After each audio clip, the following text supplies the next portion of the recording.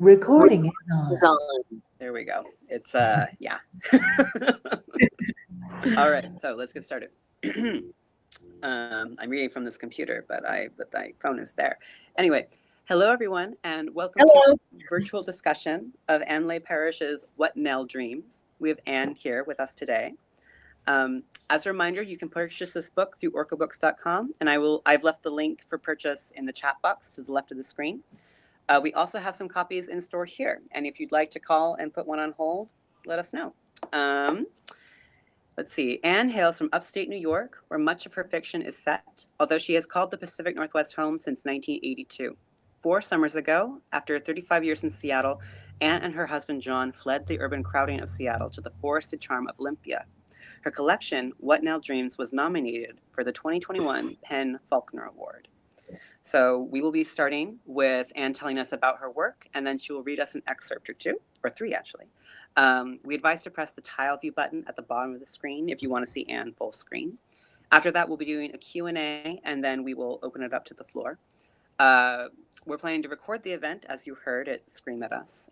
So if you don't want to appear on video, you can disable your cameras. You can do this at the bottom of your screen. Also make sure to enter your name if you're asking questions, but you don't really have to do that. I'm following a script. Please keep your mics muted most of the time, or, just be quiet, either or. When it is time for questions, we'll just figure it out as we go. Yeah, we'll figure it out. There are only 5 of us. We can do this. Yeah, we'll be fine. All right, Anne, I give the floor to you. Okay, well, thanks so much, Jonah, and to Orca Books as well for hosting this and involving me. And it was great fun to walk in that day and say, hey, I'm a local author. So this, What Nell Dreams, is a short story collection, and I have other short story collections. This is not my first. I believe this is my 4th. But what sets this one aside is that for the first time in my life, I wrote a novella, and that appears at the end of the book. So you've got 16 short stories, then the novella. The novella is called Mavis Muldoon. That's the name of the character in the novella, and I just love her dearly. She's an 80-year-old lady who hangs out in a grocery store parking lot for the day. She makes a habit of going around town with her folding chair on her bicycle and finding places to just sit and watch the world go by. And on this particular day, she chooses this grocery store and she hangs out. And people are like, well, what's she doing here? Anyway, you'd have to read it. Well, Chrissy knows, and I should mention, she knows this book well because she wrote one of the blurbs on the back. So there she is on the back of my book. So I don't think anything that I'm saying today is going to strike her as new. But anyway, I loved writing this book. I love writing short stories. It's how I began my writing career long before I delved into novels. My first novel came out in 2014. But I am still writing novels. I'm managing to churn out one roughly every 12 to 18 months. So they are sort of coming down the pike. The other big event in my writing life started 3 years ago when I took a plunge into poetry. And I never thought I could really do that. I never thought I could write poems, be any good at it, but I love doing it, and yes, I can do it. I've got a poetry book coming out in October, again from Unsolicited Press. We seem to have found each other. That's called The Moon Won't Be Dared. That comes out in October from them. But anyway, let's talk about What Nell Dreams, and I'll read you a couple of stories. These are very short stories for the most part. I'm picking the shorter ones. I find as I've gotten older, aside from the novels and the novella, my short fiction is just getting shorter because maybe my attention span is shortening too. I don't know what happens. So I'm going to read the title story. It's about 1.5 pages, What Nell Dreams. And here we go. On Monday, it's about a horse. The eyes are remarkably kind, shy, even flirty under their thick veil of lashes. She looks at Nell from the side, sticking her large, soft muzzle over the fence to nudge at her outstretched hand. That hand is empty, no sugar cube, apple, carrot, only the palm lines waiting for the mystic to decipher, dampened with sweat. The horse enjoys the salt of that sweat and licks it all away with one leisurely pass of its velvety tongue. Nell swoons with delight. This is love, she thinks. This. Tuesday, her sister beats her with a riding crop. Monday's horse is hers. Nell is forbidden any contact. She is forbidden even to think of her. You are not supposed to be here, the sister says. You are a mistake. The crop is put down, and the sister uses her bare hands instead. When she tires of her abuse, the sister sits, exhausted, pitiable, needing love and attention. She receives none. Nor is she punished for her brutal acts. In Nell's dream world, she alone is punished. Wednesday, the man she married fails her. He weeps with regret. His weakness becomes her strength, and she walks with him on her back through wavering summer grass. His weight is great, yet lightens as she goes, until she can't feel him at all, pressing into her, clutching her shoulders and breathing on her neck. She meets a stream that flows joyously over smooth rocks, enhancing their gray color to a rich, dark blue. Nell is stunned by this sudden, unexpected beauty. When she turns to say, "Look, won't you just look at this with me?" she finds that he's no longer there. Thursday, the child she never had escapes from her womb in a rush of blood. The child is a boy with large blue eyes and a crooked grin. It wears a ring on its thumb engraved with stars. Their stars are their point of origin, hers and the child's, and she removes the ring to wear it herself. She needs the stars to remain close to her now that her body no longer contains them. But without the starred ring, the child wails painfully, losing its beauty, robbing her of the pleasure it gave her only moments before. So she returns the ring. Now starless and unmoored, it is she who weeps. Friday, she makes passionate, almost violent love with a man she's never met. She can't see his face, not because it's hidden or there is no light, or her eyes are closed, but because she is so swept away by the energy of his almost painful thrusts that anything on which her gaze falls disappears. He continues his mounting rhythm until she has taken him all the way inside her, and there is nothing left of him beyond her. He is her blood, bone, and sinew. His flesh is hers. She wakes, bathed in sweat, with an ache in her teeth. Saturday, she admires a tapestry hanging on a stone wall in a museum devoted exclusively to medieval artifacts. She's amused by her outfit, a white mini dress and white vinyl boots, in such a somber, dignified place. The image on the tapestry is of a unicorn standing in a circular fence, clearly captured, though the fence is low enough to jump over. Maybe it doesn't want to leave. Maybe it's humoring its captors, playing along, letting them feel in control. There's a look of whimsy in its woven eyes. As Nell leans in for a better look, the unicorn whispers, "Touch my horn, I beg you." When Nell's fingers brush the wool, a single thread comes loose. She pulls and pulls, hand over hand, until the tapestry has unraveled into miles of red, gold, and green wool at her feet. She steps out of the pile, awed at her destruction. "Thank you," comes a final whisper. Sunday, flowers in her garden open in winter and snow falls in spring. The midday sky is littered with stars and the sun burns at midnight. With the flouting of time's law, she is cast adrift, excited to the point of giddiness as she rises through the roof, floating over trees and the fields beyond, until the land below is new, dotted with figures tending the earth lovingly, patting soil with such gentle hands she can feel their silky touch. Her flight continues until she knows she is about to lose her way entirely, that if she doesn't turn back now, she will never see home again. She pauses, hovering between past and future, savoring her freedom, wondering how she lived so long without it. That's that. That is What Nell Dreams. Nice. Yeah, I loved that story. I've moved more and more into surrealism in Mm. my writing. And this, when I got into poetry, that works wonderfully. In a poem, you can be as dreamlike as you like. And I think people almost expect that. So it's sort of wove together there, not like the tapestry that she unraveled, but yeah. So I love that one.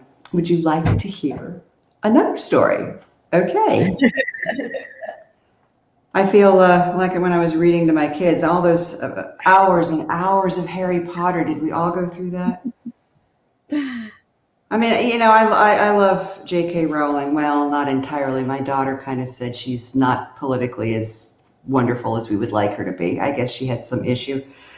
Bad publicity, we call that. Okay, so what I'm going to read to you now, well, now that I'm done trashing another author, oh dear. This one is called Collector of Sorrows. It too is quite short. All right, here we go. Collector of Sorrows. The little girl's tears fell like sudden rain in Nora's heart. The sorrow of a child always moved her. Their eyes were so clear that to see them clouded was agony. And there she was in her plaid school dress, stomping her feet on the asphalt surface of the road, waiting for the yellow bus. She was alone.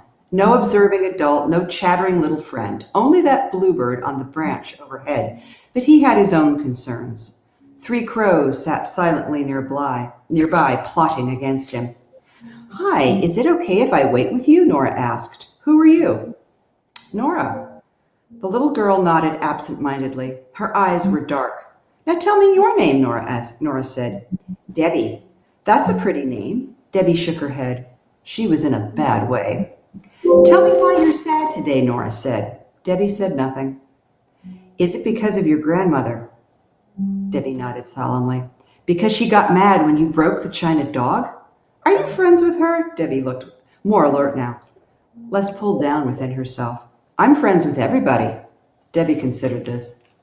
And you called the little dog Patches, right? Nora asked. Uh-huh.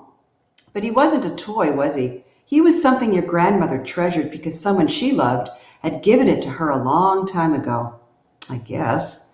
The bus would arrive soon. The driver would open the doors with a cold whoosh, and Debbie would climb up the steps and be gone. Close your eyes, open your hand, and think about Patches, Nora said. Why? Please. Debbie did as Nora asked. Her tear-stained face was fierce with concentration. Now close your hand, wait just a minute, then open it, Nora said. When Debbie uncurled her tiny fingers, a smooth black stone lay on her smooth palm. Where did that come from? She asked. You. I've never seen it before. No, but you felt it, haven't you? The rumble of the school bus grew louder. Debbie went on staring at the stone Nora lifted gently from her hand. Debbie wouldn't remember the incident, but Nora did. The musty patch of forest she called home was littered with many stones, each loosed from a soul in torment, carried in the pocket of Nora's green dress, and dropped quietly to the ground. Sometimes the stone bounced a further distance. Some stayed right where they landed. Over time, the soil might shift or accumulate a layer of needles from the evergreen trees all around, and the stones rearranged themselves. This business of collecting sorrows began when Nora realized she could see inside people. She'd been called a lot of things, a psychic, an empath, sometimes even a witch. Her family abandoned her, finding her trait unnerving. No one could keep secrets around her, and people held on to secrets hard, often against their best interest. Changing a sorrow into a stone had taken some time to perfect. Pain had to go somewhere, but it had to be easily carried, which eliminated the option of taking it away with her tears or sighs or desperate glances. Nora had by then collected so many sorrows that the grief in her own heart was deeper than the forest night. Each stone had come to weigh on her as if it pressed into her very bones, pulling her closer and closer to the earth. She could find another line of work. She was that clever. You must free yourself. She didn't know who spoke those words. Maybe no one did. Living alone could make you imagine things. Come on, you know how. She focused on her distress, letting it sweep through her as tears ran down and a wail escaped her lips. In her palm lay not an ordinary stone, but a flawless diamond that gave off a rainbow as it caught a sudden beam of light. This was a rare gift, and it made Nora think. It was one thing to remove pain, but what of granting pleasure? As she left the forest, the down and out on city streets might find themselves holding one of her diamonds. Some kept them for their beauty alone. Many, though, sold them and found that they'd left despair behind, but not always for good. Those that squandered their fortunes quickly on bad habits were soon returned to alleys and doorways. But even as they hoped for better times to come again, and found that hope is its own gift, one that makes all others possible. And as for Nora, who'd gone from stones to diamonds, she opened herself to the further mysteries of the universe until she could no longer sit, stand, or lie without pain, and then was borne away by loving hands. And that's Collector of Sorrows. So that's sort of my dip into fabulous writing, fairy tales, fables. Again, I had great fun with it. Any comments? We can talk. Or I could just keep reading to you. I just Go wrote a comment. I'm sorry. I just wrote a comment that says you have a lot of interest in colors and images in your stories. I wondered if you are an artist as well. I can You know, Maureen, I'm not, but I'm just this close to getting. I've done some. I've done some pastels, and one of these days in downtown Olympia. There's a great art store. I would love to go and just get a canvas and some acrylic paints and just see what happens. You know, I think about colors a lot. You know, and I write about painters. You know, in this collection, there are at least 2 artists who are the subject of the story. So yeah, I'd like to do it. It's such a commitment. I don't know. But you have that eye, that artist's eye. Thank you. I have a lot of artwork in my home. You know, Yeah. a blank wall, and I'll put something on it.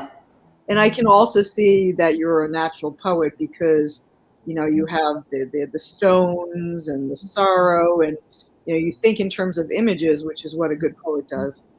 So, I'm hearing strange music. Is that somebody's? Oh, yeah, sorry. Is that piano? My husband's playing piano. Oh, well, that's all right. We can have a little music.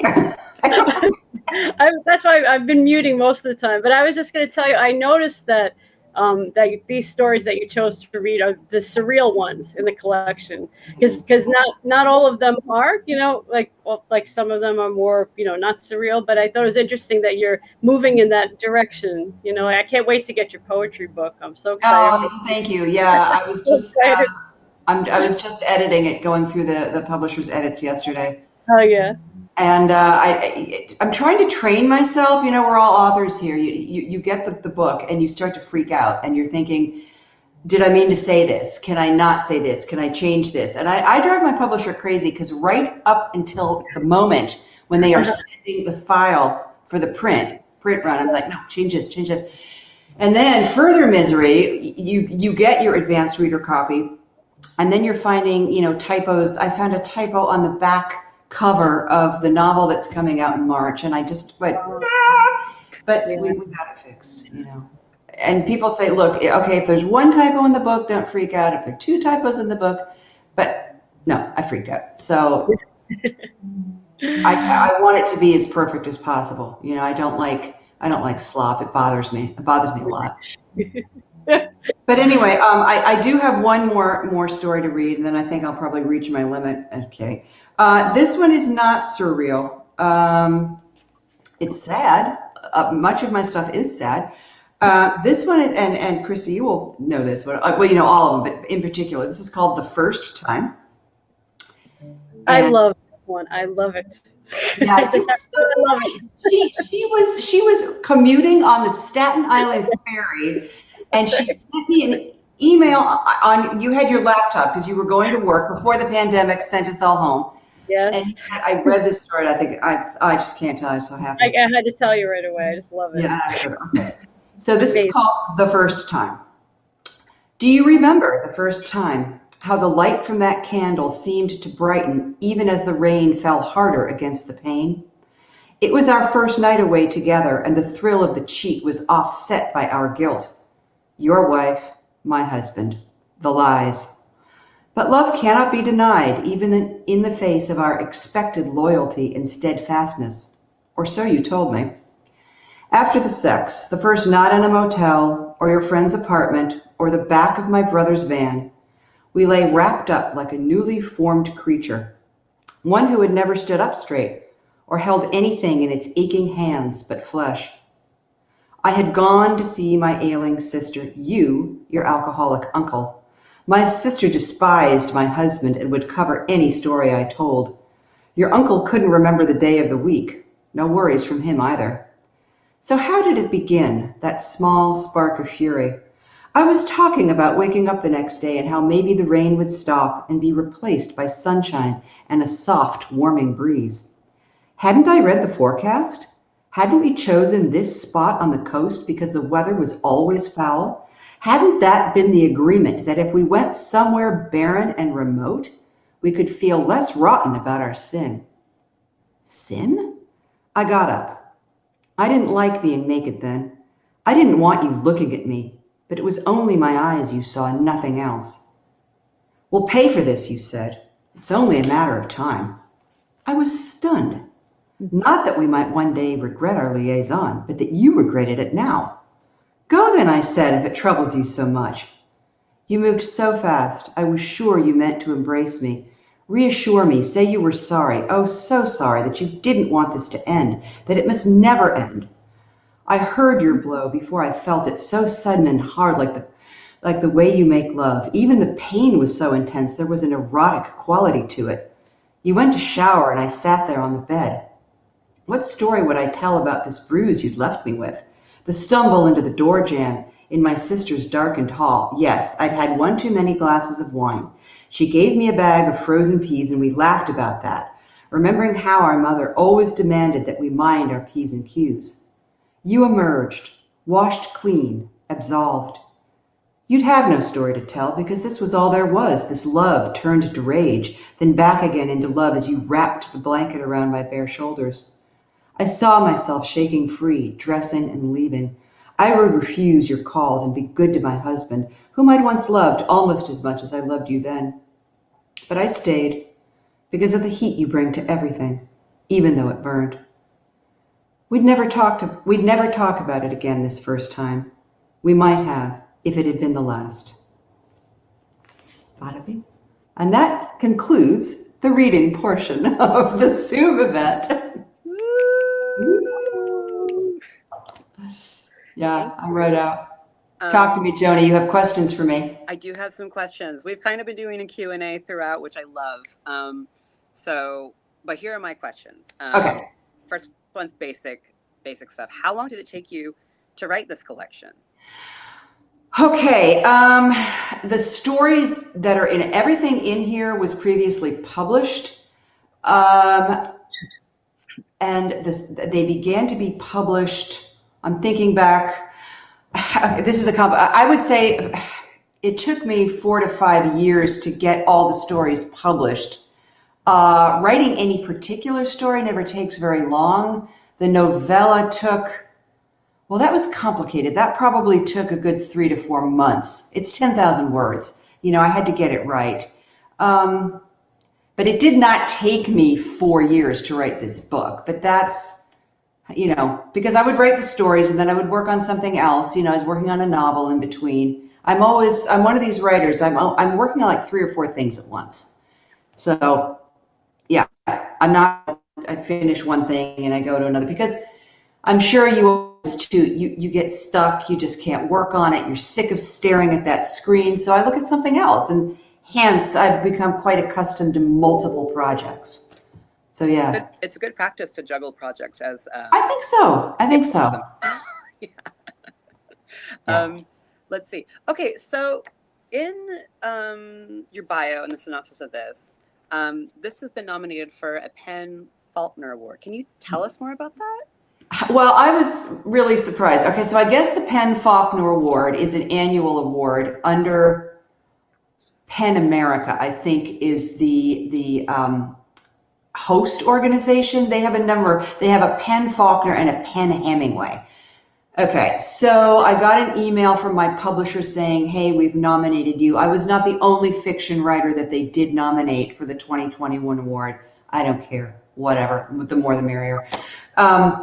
What I can tell you, and this is a really sore point with me, is when you go to the website and you see who the winners are, who the nominees are, who the finalists are, it's always either a big five press or a smaller press that requires that manuscripts only come in via an agent. An independent publisher that will take a manuscript from anybody, like the title says, like their name says, unsolicited press. I'll be honest, I don't think they stand as a publisher a snowball's chance in hell of having one of their titles chosen as a finalist. Do I think my work is good? Is anybody out there writing? Yes, I do. But I also have come to see that writing, that the publishing world is very, very hierarchical. And that drives me nuts sometimes because I don't have an agent. I've tried on occasion to get one. I think, I know I'm segueing here, bear with me. I think agents can be extremely helpful if you do have a specific goal of getting in with a larger publisher that can really get heavy marketing weight behind you if you want to make a lot of money on your book and you want a 5-figure advance. And I think that's fine. And I think there are people who deserve that and who can do that. And I think that agents in that situation do play a critical role, that they will vet these manuscripts for the publisher. Not that you asked me about my experience with agents, but that's what I'm going to talk about now. I think I began to read these agent profiles, and most of the time these are young, very well educated, extremely well read people. Often they've gone to the Ivy League, and bless them for that. My dad taught at Cornell forever. But I think, aside from the fact that I couldn't find one to represent me, which is probably the major point, I realized that, these people were in their late 20s and early 30s. Not everybody. There are older agents out there. And if I were serious about it again, I would probably try to connect with those. I'll be honest. I just turned on the 14th of January 63, and I'm old and I'm crabby, and I cannot take advice from somebody in their 20s anymore. I can't do it. I should be more open-minded. If I ever get to that point again, where I really do want to think about an agent, I'm extremely happy with my publisher. They have been wonderful to me. So I don't have a good reason to go anywhere. And now I've completely lost track of what you asked me, because this is what happens when you babble. babble. You were asking about the Penn Faulkner. Yeah. So I would love to be named a finalist. It would be, I think just getting nominated by my publisher was huge for me. I'm very, very proud of that. That's a really cool thing. Yeah. I love it. That says a lot about the press too, because they often don't nominate people for awards. Yeah. I mean, I have submitted my own books to many, many awards. I don't know that authors can submit their own stuff to Penn Faulkner. Maybe they can. I don't know. I have to read the guidelines. But I think authors should be able to do that. Stand up for your work. Why not?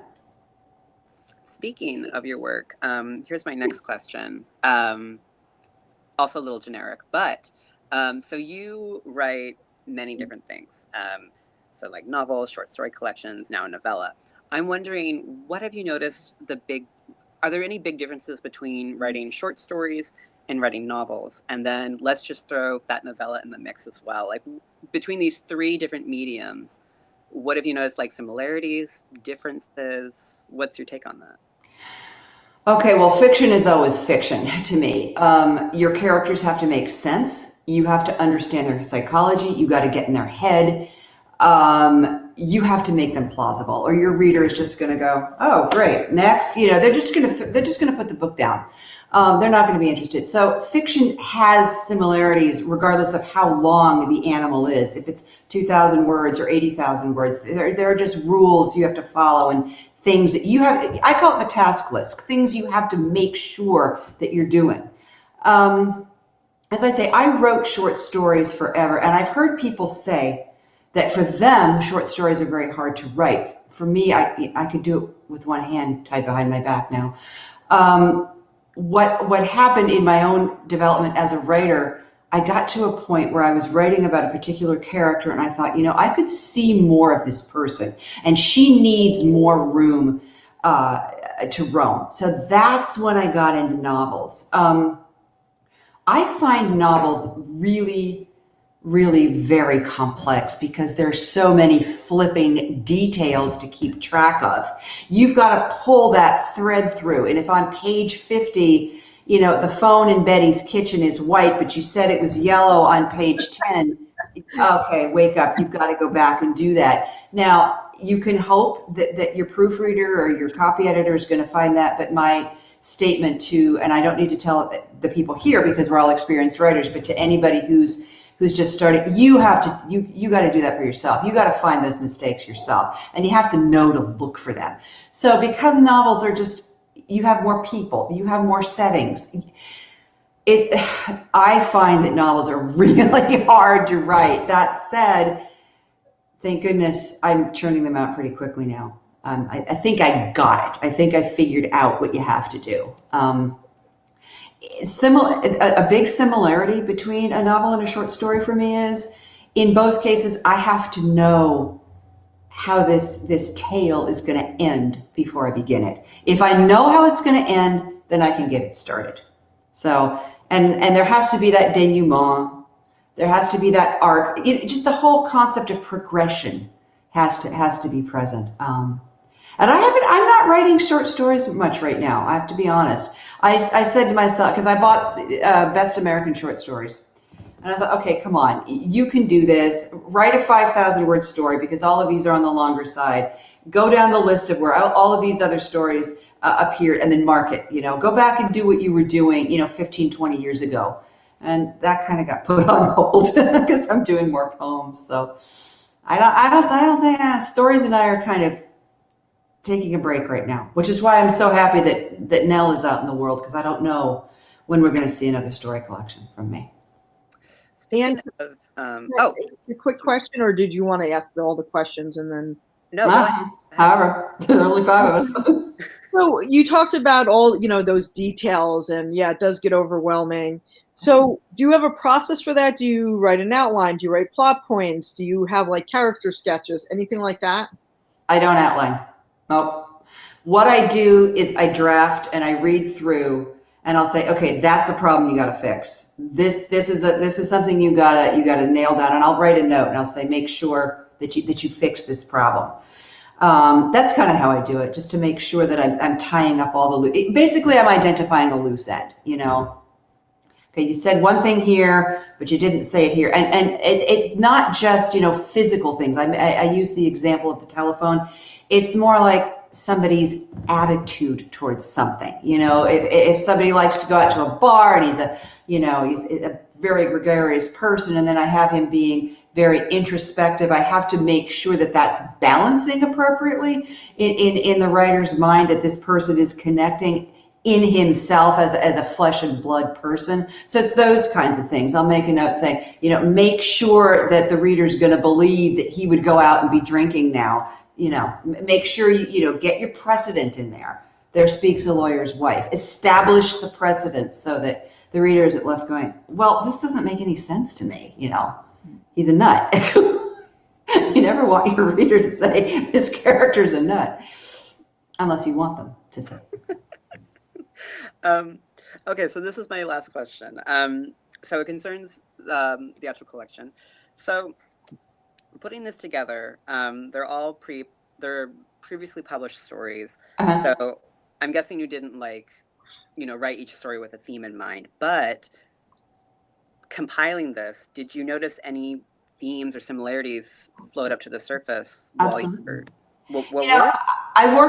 I worked on a consulting basis with a writer years ago. She was helping with some of my stuff, and I was at that time starting to put a collection together. And I said, you know, how should I choose the stories to go into the collection? Should I group it by, you know, mother-daughter stories or mother-son stories, or should I group it thematically? And she said, your work will always be held together by your obsessions, and that will always be a thematic thread that goes through your work. So yes, women in absurd situations, women in bad relationships, women living in a world that is very unsympathetic to the fact that they are women and what they're going through. A lot of feminist issues with me, reproductive rights, just the way women are viewed, how they're treated.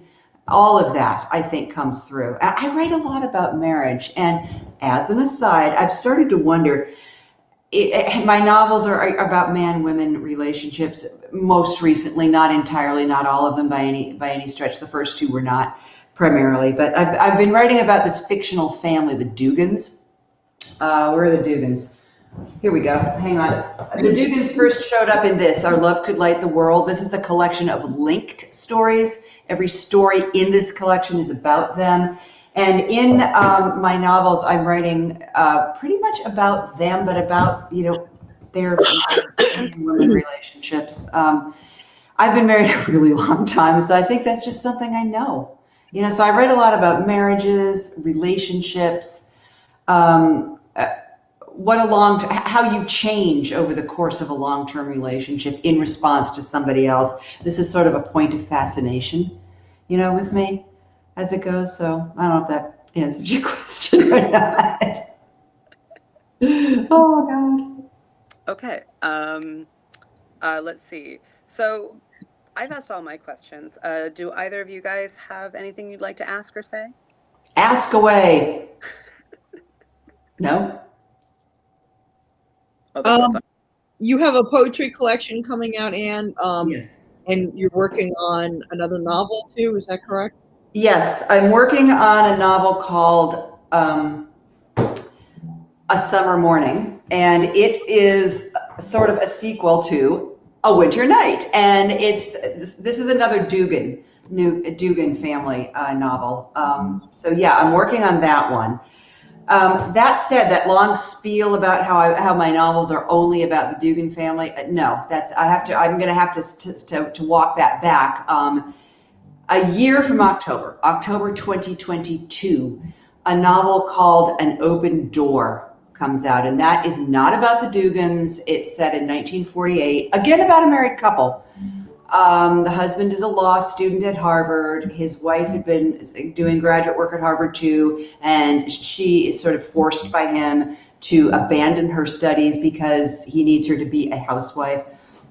Very, very loosely based on the lives of my own parents who were at Harvard in the late 1940s. My dad was there on the GI Bill, not in law, he was in English.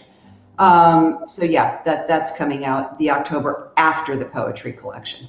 And so I just reached out to Unsolicited and said, hey, I've got this novel I'm working on, and I want to do another poetry collection. What are your publication slots for 2023 looking like? So that's kind of where we are, seeing, you know, what can I get to them and in what shape by May of this year to talk about 2023. So I'm glad you like Unsolicited. You know that I have a book coming out with them eventually. So what is it that they're doing really well? Because you've been with other presses. They like my work. They give me artistic freedom, and they are very dedicated to their marketing, and they work really, really hard. So did you say you have a book coming with them? Yeah, poetry. Wonderful! Congratulations. When does that come out? I think next year. Good. Yeah, I endorse their poetry, and not just because of me, but I think I don't know if you've read some of their other people. I think they're pretty renowned. Mm-hmm. Some of their people are pretty good. So yeah, they're very, very, very dedicated, and I dig that. I do. I wanted to say just about the writing process. You can hear me, right? Can you hear me? Yeah. Okay, good. And I just found it fascinating that you don't work with outlines, because I also don't really like to work with outlines yet. I'm wondering if it's more of a literary writer thing, that literary writers don't like to work with outlines as much as like genre fiction do. Because I find, like, I'm writing my new novel now, and I find I'm just learning still about the characters. Like you were saying about having them consistent. One of the characters, I keep checking back and seeing, wait, she sort of she started out kind of timid. Now I have her more aggressive. And I don't know how people can do that in an outline. I just think that as you're writing, you discover who the characters are. I think Right? outlines are probably really useful if you have a complicated plot. And my plots That's are what not complicated. It's like Mhm. they're having dinner. Oh, now they're in the car. Oh, now they're at mom's house. They're back in the car. Yeah. Yeah, my plots are not particularly complicated. Maybe they should be more. But No, it's perfect the way they are. oh, thank you. Yeah, I think outlines can be useful. I mean, I think maybe I do a mental outline. As I say, it's a list of things that I know I need to address and make sure are covered, seen to, tied up, not left hanging. Yes. That's what I would say. Don't leave anything. Mhm. And there's the piano again. Oh, sorry. I'll No mute. worries. I like it. Oh, good. Okay. Well, he will be forever immemorialized, and however we pronounce it. This is being recorded. Oh my God. Okay. Thank you guys for coming today, and thank you for this great Thank reading. you, Jonah. I hope that Orca Books will do in-person browsing again, but we have to wait. Have to wait for COVID. But in the meantime, you can always order things. That's a big thing. Order my book. All right, you guys, Maureen, Chrissy, thank you so much. Thank And you so much. good luck to both of you. And Jonah, I am still reading your book. Oh, no worries. It's on my desktop. It's staring at me. Okay. All right. Thank Thank you you. guys. It's been a pleasure. Thank you. This is great fun. Very grateful. Bye-bye. Bye. Bye.